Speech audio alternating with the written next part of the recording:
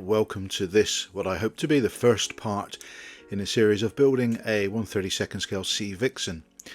I was commissioned to do this by a gentleman who used to fly them, and in doing so he wanted to have the aeroplane in the air with the gear up.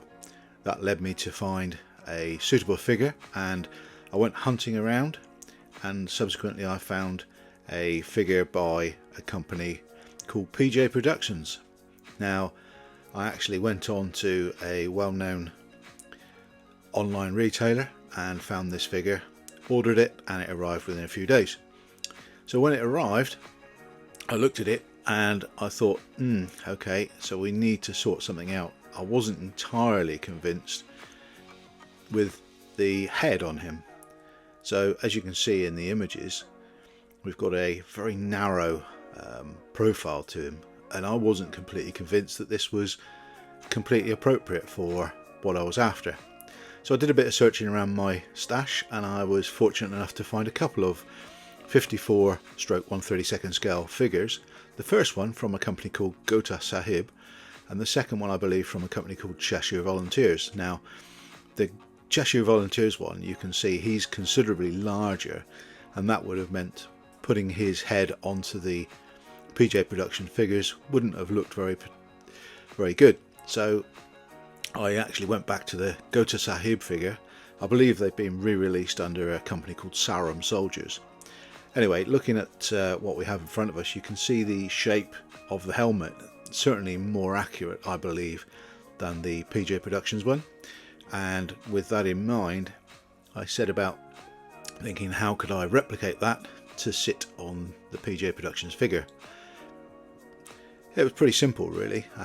What I did is I took some latex, Copydex is essentially latex, laid that over the top of the metal figure, and over a period of days built that up to produce a mould, small cut up the back, popped that off the original, and then I took some two-part resin, which I have, mixed it up, and they are a by weight mixture, so you have to get that critically right. Pop that into the mould and into my small vacuum chamber, and left that for a matter of a couple of hours to really harden off. Once that was hardened, I popped the head out and left him to really degas and set off nice and rigid overnight.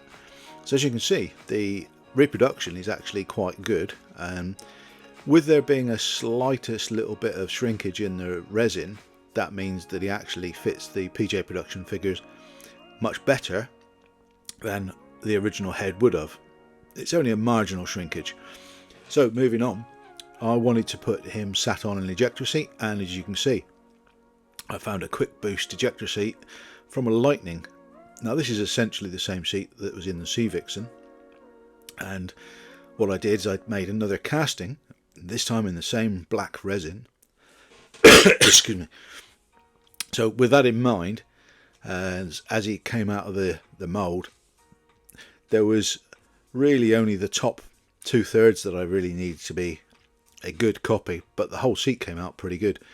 So I took a file and started to take away some of the backside of the pilot. So with that in mind, I also cut some of the cushions back as well. Sat him on the seat, pushed him down into position, and drizzled some of the casting resin between him and the seat. That got a nice bond. So as you can see, I'm just testing the arms here. Those will probably need a little bit of modification, but nothing that's beyond the realms of a reasonable job. And with that, what we're going to do is move on to the next stage now, which is going to be painting. Now when I get to the overhead ejector handles, those will be set up as a two-part thread, and I'll show you that a little bit later on. So hopefully this gives you an indication of where we're going with this project, and it's a start, so hopefully we can continue along this road and produce more videos. And I'd like to welcome you to my YouTube channel. For those of you who are interested, the products we've used on this project so far: PJ Productions 1/32 scale Royal Air Force pilot, quick boost by air res ejector seat and a Gota Sahib figure.